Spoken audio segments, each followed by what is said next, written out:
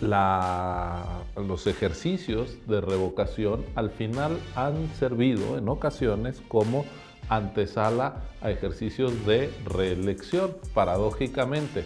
Sin embargo, cuando se cambió la Constitución, en la propia Constitución se incluyeron transitorios para que se pudiera hacer la revocación ahora al actual presidente de la República. La próxima elección presidencial, pase lo que pase el domingo 10 de abril, va a ser el primer domingo de junio de 2024. Tú estás hablando de un conjunto de hechos que han ocurrido en los últimos meses y que sin duda pues están cuestionando la legalidad de este ejercicio. Uno, se llamó a firmar por la ratificación, figura que no existe en la Constitución. Segundo, se presentaron firmas falsas, casi 18,000 muertos, y 7 de los 11 ministros dijeron: esa pregunta es anticonstitucional, porque sí tenemos una colección de ilegalidades desde el poder a propósito del ejercicio de revocación de mandato.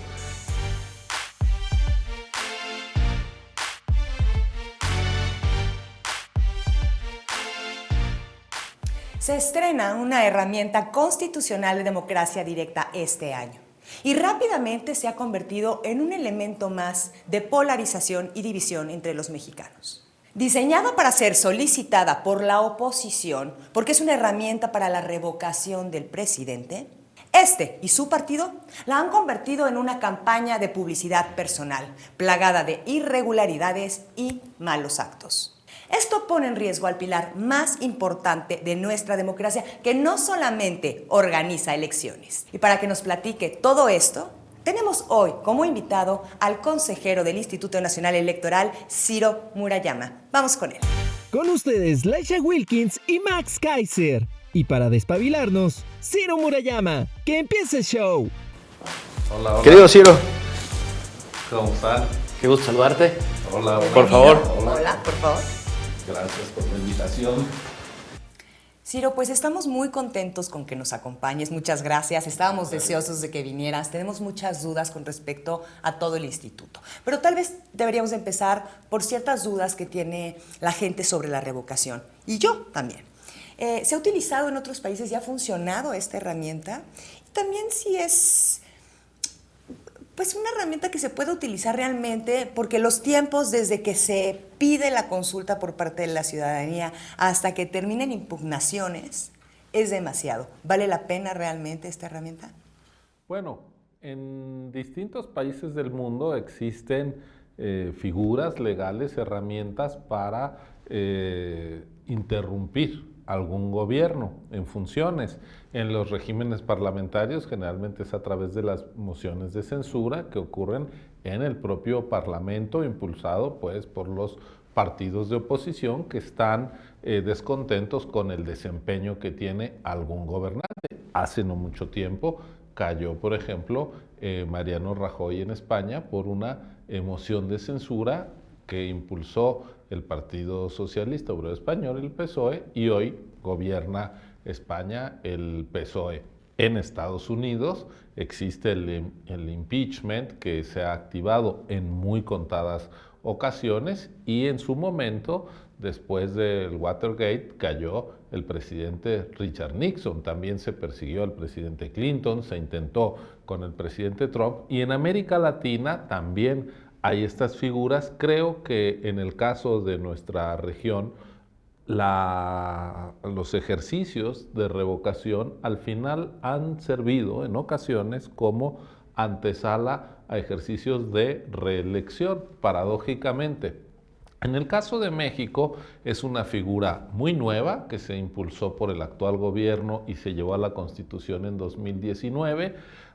Desde mi punto de vista, no debería de aplicar al actual presidente, lo he dicho públicamente, porque él fue electo por la soberanía popular por un periodo que termina el último día de septiembre de 2024 y hay que respetar ese mandato popular. Sin embargo, cuando se cambió la Constitución, en la propia Constitución se incluyeron transitorios para que se pudiera hacer la revocación ahora al actual presidente de la República. Así que pues está en curso. Esos transitorios también son los que marcaron los tiempos para que después de que se cumplieron los 3 años de gobierno del presidente, que fue el pasado 1 de septiembre, se pudieran tener las firmas solicitando la revocación. Se necesitaban el 3% de firmas, 2.758.000, y el INE tuvo que convocar a la votación, que será el 10 de abril,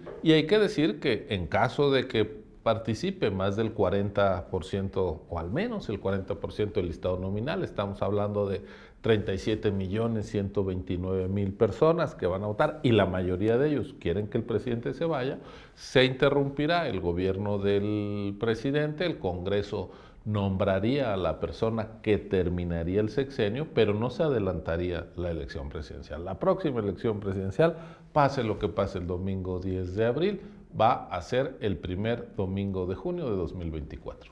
Hay una serie de irregularidades, delitos que se han cometido a lo largo de todo el camino, que ha sido muy complejo, ¿no? Desde una organización que no parece tener, digamos, una formalidad específica, con un financiamiento brutal, si no mal recuerdo eran 22,000 promotores por todo el país, hablando de la ratificación en lugar de la revocación, firmas entregadas que no son de personas reales, o que son de muertos, o que son de personas que están en la cárcel. Esta auditoría que hicieron ustedes para revisar si las personas que entregaron las firmas efectivamente habían dado su voluntad. Digamos, y luego las ciudades enteras repletas de espectaculares y de basura por todos lados.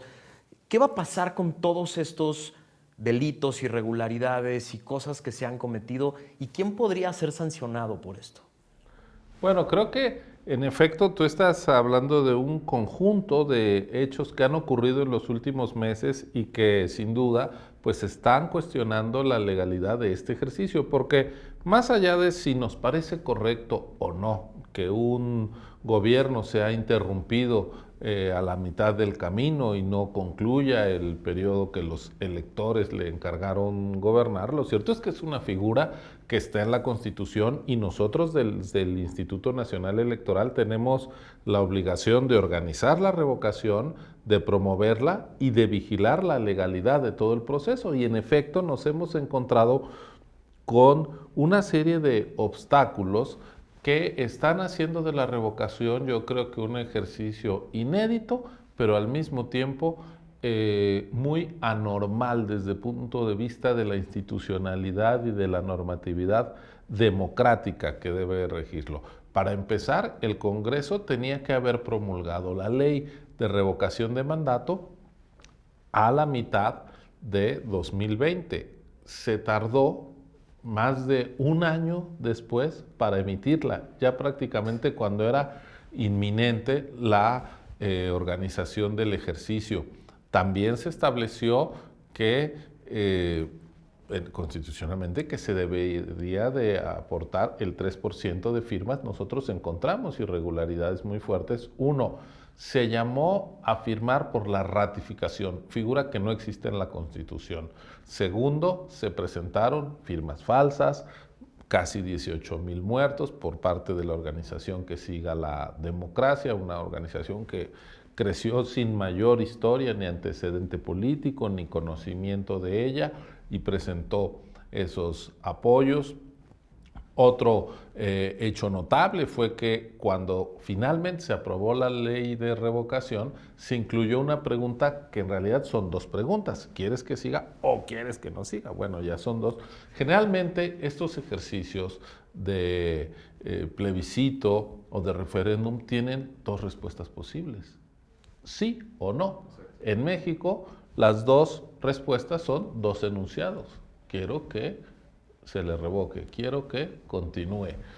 Eso fue a la Suprema Corte y 7 de los 11 ministros dijeron: esa pregunta es anticonstitucional, no se apega al texto de la Carta Magna. Pero como nosotros somos el único país del mundo que tiene un tribunal constitucional donde no importa que la mayoría decrete que algo es anticonstitucional para que sea expulsado el marco normativo, sino que además debe ser una votación calificada, pues se necesitaban 8 votos de 11, y como solo hubo 7 ministros diciendo esto es inconstitucional, pues la libró esa pregunta y va a ser la que esté en la papeleta. Hemos tenido una serie de conductas por parte de servidores públicos, el propio titular del Ejecutivo, gobernadores, la jefa de gobierno, senadores, legisladores en distintos ámbitos, que se han convertido en los protagonistas de la revocación de mandato, a pesar de que ellos mismos propusieron el cambio constitucional, lo concretaron y la Constitución dice, no pueden entrar los servidores públicos, no pueden ser los gobernantes, es un asunto solo de ciudadanos. Entonces, al final, ¿quién va a calificar esto, Max? El Tribunal Electoral. Y a mí me parece que estamos en un escenario, pues incluso que me recuerda a 2006 cuando el presidente Fox se metió y dijo, no hay que cambiar de caballo a la mitad del río y le empezó a echar porras a su candidato cuando no era su papel, e incluso eso llevó a que se cambiara la Constitución y que este deber de neutralidad que ahora se le exige a los servidores públicos, a los gobernantes, esté en la Carta Magna y ellos no lo estén escuchando. Entonces estamos, creo yo, ante la posibilidad de que haya algún llamado de atención del Tribunal Electoral, porque sí tenemos una colección de ilegalidades desde el poder a propósito del ejercicio de revocación de mandato, que este ejercicio, si uno lo ve bien, es un ejercicio que se pone en manos de los ciudadanos que han perdido la confianza en el presidente, porque así dice la Constitución, y entonces quieren que se vaya. Es un ejercicio desde la ciudadanía para interpelar al poder. No es un instrumento desde el poder para manipular a la ciudadanía. Entonces, ¿qué pasa? Porque evidentemente no les importan las multas ni las consecuencias de faltar a la ley. El lunes pasado, justamente, el presidente salió a decir que no sabía quién tenía la última palabra, si la Cámara de Diputados o el Tribunal Electoral. Si el mismo presidente desconoce la ley, pues ¿qué podemos esperar? ¿No deberíamos endurecer las penas? Porque al final del día pasó con el Partido Verde. El beneficio que obtuvo al contratar a estos actores en veda electoral fue mucho mayor que la suma que tuvieron que pagar por hacerlo, ¿no? Bueno, si se deben incrementar o no las sanciones a los actores que violan la ley, pues eso debe está también en el ámbito de quienes hacen las normas, y en las normas pues establecen también las pues es que son sanciones, irrisorias las penas. Pero yo creo que hay un elemento que no deberíamos minusvaluar, que es la conciencia de una ciudadanía que cada vez es más difícil de manipular, de pretender que sea uniforme, de pretender que esté callada, y los actores políticos desde el poder, cuando se han excedido, acaban viéndose con esa ciudadanía, que es cada vez menos tolerante hacia los abusos, hacia los intentos de manipulación. Si nosotros vemos la historia de nuestro país reciente, en 4 elecciones presidenciales que llevamos en lo que va del siglo, en 3 ha habido alternancia. ¿Qué quiere decir? Que la ciudadanía se está deshaciendo de malos gobernantes. Y vamos a ver lo que ocurre en el ámbito de las gubernaturas. Desde que el INE es encargado de instalar las casillas de las elecciones locales, es decir, desde 2015 a la fecha, nos ha tocado organizar ya, se dice rápido, 50 elecciones a gubernaturas. Wow. En 35 han ganado candidatos opositores, el 70%. ¿Qué quiere eso decir?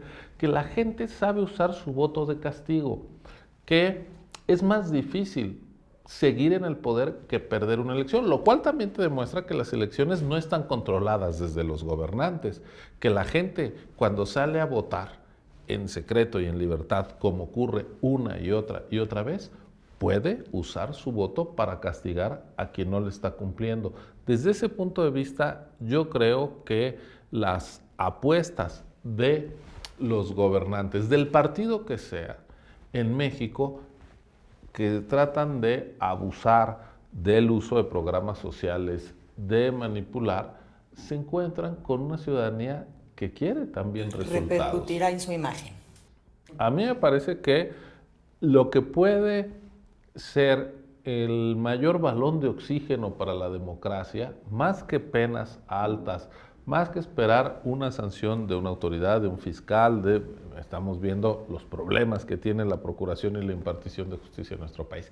Desde el punto de vista político, porque estamos hablando ahora de un proceso político, es una ciudadanía que no le dé la espalda a la cosa pública y que esté muy activa. Y entre más crítica y participativa es esa ciudadanía, mejor. Te lo digo como servidor público, que es exigido y nosotros tenemos que transparentar nuestras decisiones, explicarlas en espacios como este, por ejemplo, donde pues ustedes preguntarán y cuestionarán con toda libertad y uno tiene la obligación de responder. Mientras sigamos alimentando entre todos una exigencia hacia el servicio público y hacia el poder, yo creo que la democracia seguirá su marcha. Vamos a quitar algunos mitos y algunas mentiras que están en el ambiente. Aclárale a la gente lo importante de la revocación. Están las casillas que tienen que estar, está el material, puede votar todo el mundo. O sea, toda esta idea que ha tratado de promover desde el presidente y otros actores de no se va a poder votar, va a ser difícil, están lejos las casillas, no hay material para todos, se limitó el derecho. No se está promocionando. No se está promocionando. O sea, esto que tú haces muy bien en redes, de explicarle a la gente con números, a ver, están las casillas, está la votación lista, está el derecho de todos. Platícanos esa parte. Mira, gracias por la pregunta. Se dijo hace unos días, el INE está escondiendo las casillas. Caray, si nosotros las instalamos, ¿cómo las vamos a esconder? Quien pone un puesto, lo que quiere es que la gente acuda a ese puesto. En este caso, nosotros ponemos puestos de votación. Y en ubicatocasilla.ine.mx, todo mundo puede entrar ahora mismo desde su celular, desde su computadora, desde su tableta, poner su sección electoral y saber dónde le va a tocar votar. Ese servicio está disponible en todo el país para más de 57.500 casillas, donde va a haber alrededor de 2.000 papeletas, en algunos casos 2.200, para que voten los más de 92 millones de mexicanos que tienen derecho a sufragar.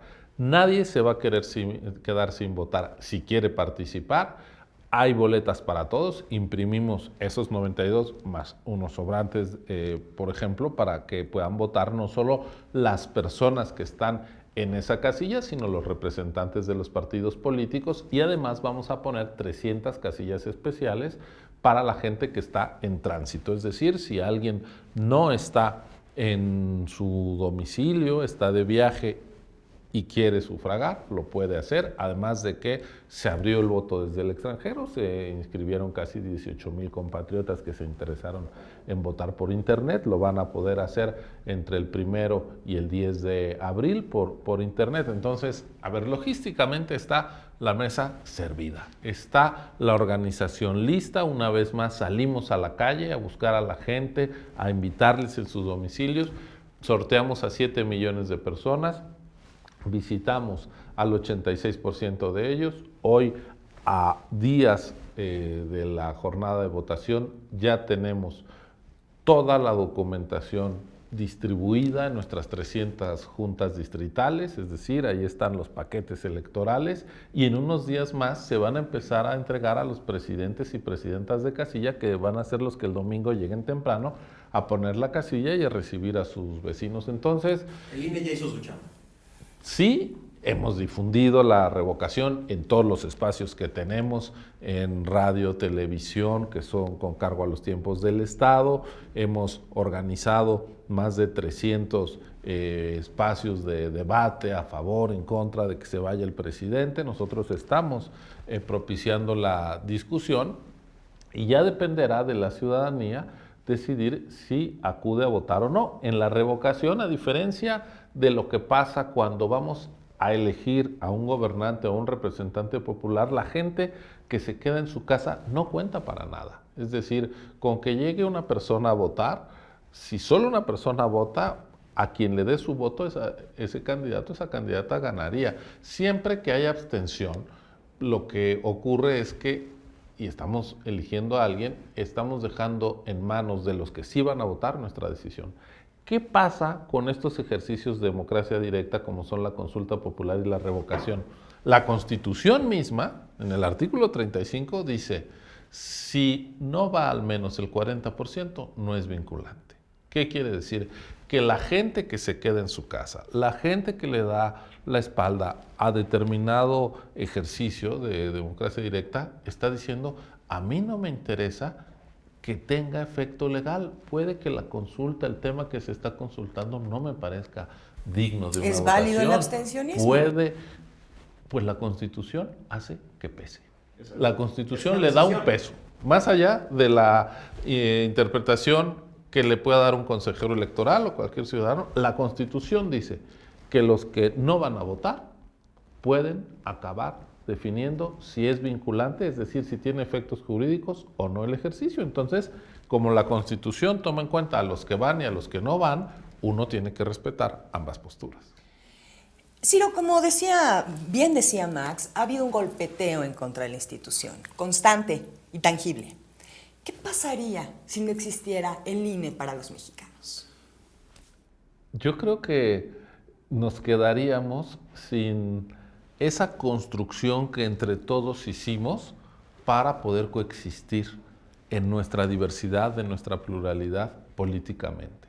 A ver, México, cualquiera de nosotros que salga a la calle, que hable con un vecino, con un compañero de escuela, de trabajo, que se siente en una reunión, sabe que tenemos puntos de vista distintos sobre muchas cosas. Que el México uniformado alrededor de una idea, de un jefe, de un partido, de una aspiración, quedó atrás.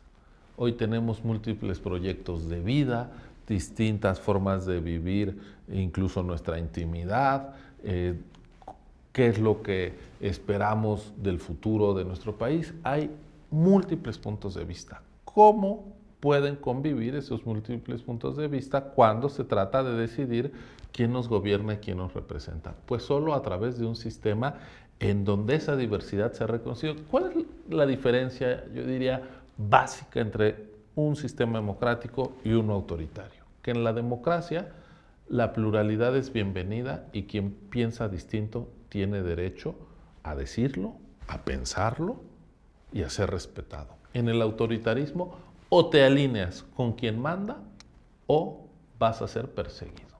La pluralidad, la diversidad, la libertad de llevar la contraria es algo que atenta contra el poderoso y entonces atenta contra la seguridad de ese sistema autoritario y tienes que ser callada, tienes que ser perseguida. Tus derechos como minoría se acabaron. En la democracia, la minoría tiene derecho incluso a volverse mayoría, que es lo que nos ha pasado. Hace unos años, cuando nosotros le dimos el registro, porque se lo ganaron en buena lid, por ejemplo, a Morena, pues era un partido emergente que 4 años después ganó una elección presidencial, de ser un partido germinal a ser el partido en el gobierno. ¿Eso quién lo permitió? El sistema democrático y los votos que se ganaron limpiamente en las urnas.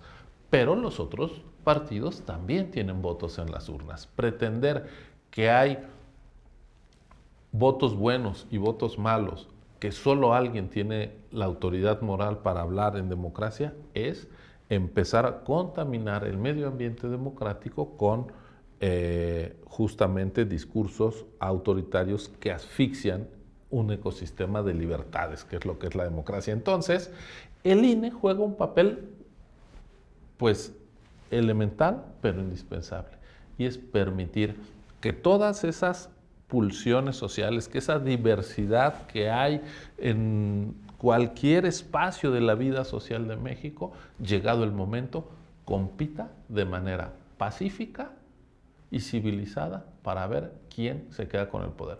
Porque a lo largo de la historia de la humanidad, solo las elecciones han permitido que la disputa por el poder no implique derramamiento de sangre. Haber inventado la elección es algo tan importante como la rueda, como la letra impresa. Sin elecciones nos estaríamos matando todos los días. Perdón que me siga ahí, pero quisiera ver qué pasa con el voto digital.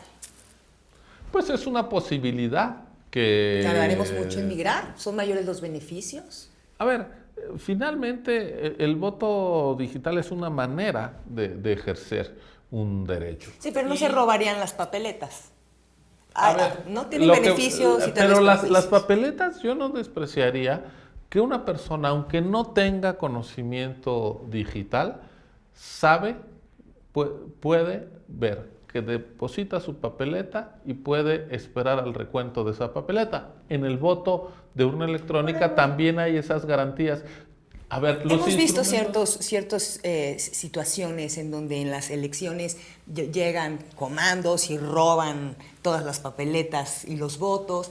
Esto se evitaría con un voto digital. La delincuencia es y sus peligros han afectado a todas las sociedades y también hay delincuencia digital.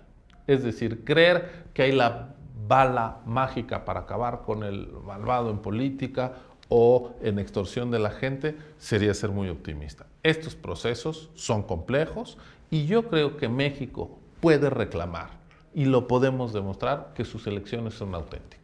No, por supuesto. Yo diría que sí, ha habido lugares donde se quema una casilla, donde se roba una casilla. Son mínimos a comparación Pero de la los verdad resultados. es que hoy tenemos un sistema electoral muy potable, muy presentable, que es orgullo es referencia y por eso es orgullo nuestro, porque de todo el mundo vienen a aprender cómo se hacen las elecciones en México. Entonces, pues avanzar a lo digital es una decisión política, no es un problema técnico, pero debe de dar las garantías a todo el mundo de que su voto se va a respetar y lo podrá ejercer en libertad. ¿Cómo hacen esto que dices, que el INE, antes el IFE, ha sido ejemplo en el mundo y ha sido copiado en el mundo? Han venido personas y consejeros, han ido a otros lugares del mundo a tratar de explicar el éxito del INE. Vamos a resolver algunos de estos mitos que se han propagado últimamente de es muy grande, es muy caro, tiene demasiados espacios que no se utilizan. ¿Qué más hace el INE, además de esto que nos acabas de platicar, de organizar una elección? ¿Por qué es de ese tamaño? Bueno, para empezar, el INE hace algo que muy pocas autoridades electorales realizan en el mundo, que es mantener al día el padrón, el censo electoral. Realmente todos sabemos que a partir de los 18 años con lo que nos identificamos es con nuestra credencial para votar con fotografía, que es un documento confiable, que se nos entrega gratis, que podemos renovar cuantas veces queramos, que no es falsificable. Si alguien quiere abrir una credencial para poner la foto de alguien más, ese plástico se va a oxidar, se va a romper. Es decir, el INE está con su trabajo garantizando el derecho a la identidad de toda la ciudadanía. Incluso hemos dicho, si nos dan la instrucción, podríamos hacernos cargo de credencializar a los menores de edad, porque tenemos casi 1,000 módulos en el país, estamos entregando alrededor de 16 millones de credenciales cada año de gente que se nos acerca a hacer los trámites. Entonces, si hay una institución cercana a la gente, es el INE por la credencialización. ¿Y eso no lo hacen autoridades electorales en otros lugares del mundo? No les corresponde en casi ningún lugar porque existe lo que se llama el Documento Nacional de Identidad y en nuestra experiencia lo que pasó es que cuando el padrón electoral estaba en manos del gobierno y de la Secretaría de Gobernación se manipulaba políticamente para excluir a los opositores, para permitir que gente que incluso ya había fallecido apareciera como elector, etcétera, etcétera. Y para evitar el fraude electoral, lo que se hizo fue empezar con un padrón desde cero, que hoy tenemos vigente, que está vigilado por los partidos políticos, al cual no le mete mano el gobierno en turno y que nos permite que cada elección voten solo ciudadanos y ciudadanas de carne y hueso en pleno uso de sus derechos políticos. ¿Qué más hace el INE? Fiscaliza el dinero de los partidos para evitar que los recursos, la disparidad en el dinero, genere asimetrías que acaben inclinando a favor de algún jugador la cancha en detrimento de un ejercicio propiamente democrático. El INE es una especie también de plataforma televisiva y radiofónica porque todos los anuncios que vemos de los partidos políticos los pauta el INE a los cientos de concesionarios de televisión y a los miles de radio que hay en el país. A veces nos pueden parecer cansados los spots, pero de esa manera estamos garantizando que haya la posibilidad de que todas las fuerzas políticas aparezcan delante de la ciudadanía, que es quien va a elegir. Cuando esto no existía, por ejemplo, en 1988, déjame decir que la oposición no aparecía en la televisión, solo los candidatos oficiales, para evitar que las elecciones fueran una manipulación desde el poder, es que se crearon estos espacios y estas condiciones de equidad. ¿Qué más? Porque además monitorea, no solo pauta, monitorea, ¿no? Revisa. Así es, nos toca ser incluso una autoridad supervisora de los radiodifusores, de las televisoras. Entonces, el INE es una institución del Estado a la que se le han dado muchas atribuciones, que cumple de manera regular con, pues yo creo, mucha eficiencia. Si algo se hace bien en México son las elecciones, caray. Antes de las Olimpiadas del 68 se inauguraron las primeras líneas de metro en la Ciudad de México y ahí andan caminando. El último metro que se hizo se cayó. No podemos, como Estado, darnos el lujo de que lo que sabíamos hacer en el pasado se nos esté volviendo una ruina. Ni en educación, ni en salud, ni en seguridad. Lamentablemente no hemos sido capaces como país de resolver los viejos problemas, salvo en un tema. Lo que era una vergüenza, que era nuestra manera de nombrar a nuestros gobernantes, que era una decisión casi del presidente hereditaria a través del tapado, con elecciones que todo mundo sabía de antemano quién era el candidato ganador y quiénes eran los perdedores, eso lo hemos dejado atrás. Hoy la única incertidumbre válida en democracia la tenemos, que es el resultado electoral. Porque eso lo decide ¿quién? La gente votando en soledad. En la mampara, antes de depositar su voto en la urna. Tenemos un sistema electoral que permite que la gente decida.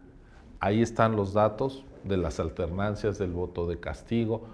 Entonces, en lo que sí hemos avanzado es en un sistema electoral que nos permite esta recreación de los poderes de manera pacífica. Muchos problemas tiene México y ahí vuelvo a la pregunta que me hacías. ¿Qué pasa si nos quedamos sin el INE? Bueno, nos podemos quedar sin esa institución que construyeron muchas generaciones de mexicanas y mexicanos que lucharon por la democracia para tener gobiernos y representantes genuinamente electos por la gente. Creo yo que a estas alturas del siglo XXI, renunciar a que sean las elecciones genuinas las que definan quién gobierna y quién nos representa, sería un retroceso lamentable, sería traer la disputa no institucional, sino la disputa que ha dañado a la humanidad a lo largo de su historia, que es la disputa violenta por el poder, lo que se instala entre nosotros. Bastante violencia ya hay en las calles, en los pueblos, en los caminos de este país,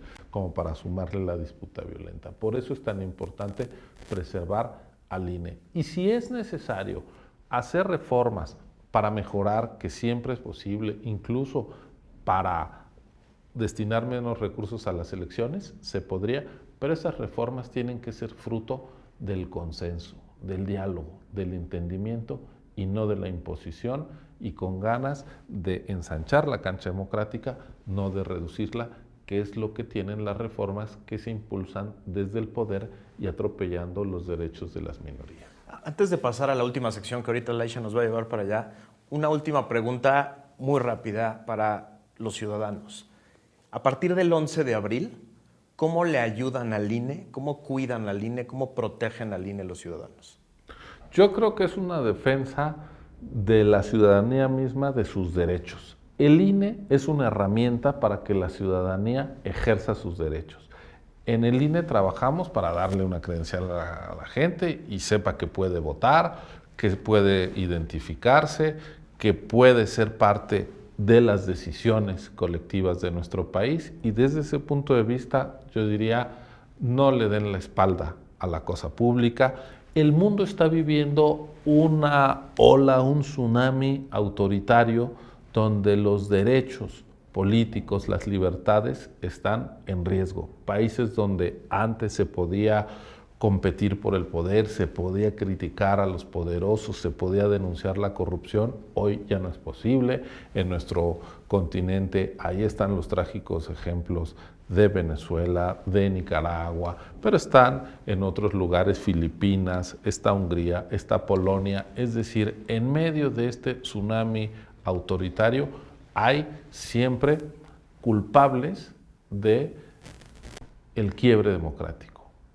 pero generalmente ocurre en sociedades donde la ciudadanía dejó de jugar su papel. Yo diría, cuando la democracia muere, hay culpables, pero hay muchísimos responsables. La manera de no ser corresponsable con un eclipse autoritario es no dejar de participar y no dejar de estar atento a la cosa pública. Sin duda. Yo adoro al INE, defiende mi democracia y bueno, pues tenemos que pedirte que despabiles de alguna manera a ciertos grupos o a ciertas personas. Entonces te vamos a pedir que a la Cámara nos despabiles por favor al gobierno federal. El actual gobierno llegó a su cargo, a su responsabilidad a través de elecciones limpias, con reglas que le dieron garantía siendo oposición.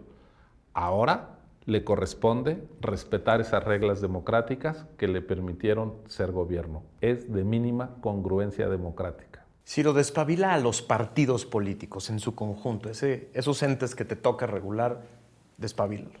La calidad de la vida democrática de un país depende directamente de la calidad de sus actores políticos y de sus partidos en plural.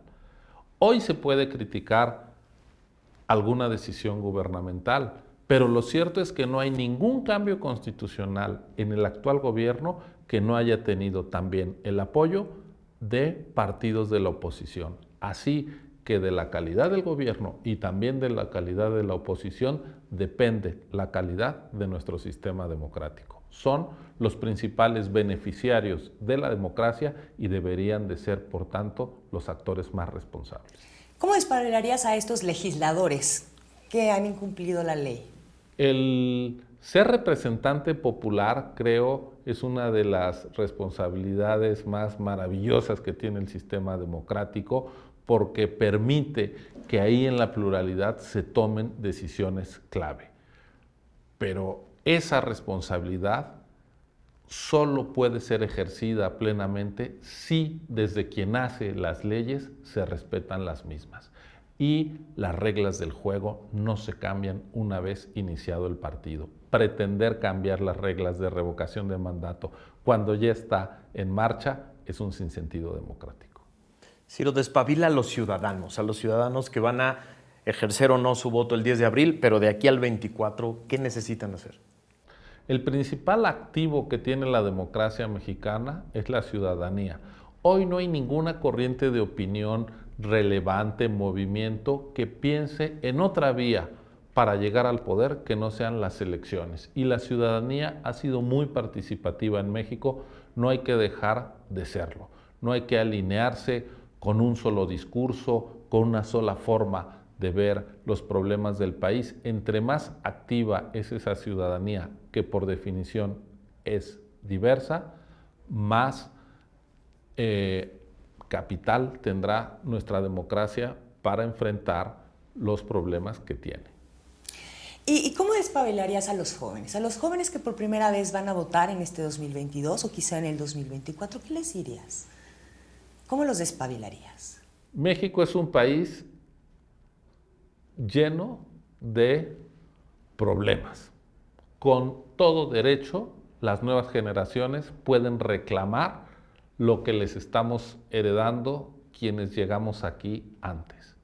Pero también hay instrumentos que nuestros padres, que nuestros abuelos, que sus abuelos y sus bisabuelos no tuvieron, como es que se respetara su voto, que tuvieran libertad de expresión, libertad de reunión, libertad de prensa. Defiendan sus libertades, sus derechos, y desde esos derechos, desde esas libertades, es decir, desde la democracia, resuelvan lo que nosotros hemos sido incapaces de resolver. Pues Ciro, muchas gracias por aclarar todas nuestras dudas y pues por proteger nuestra democracia y por este ejercicio que están haciendo. Muchas gracias a ustedes por la invitación y por la charla. Gracias.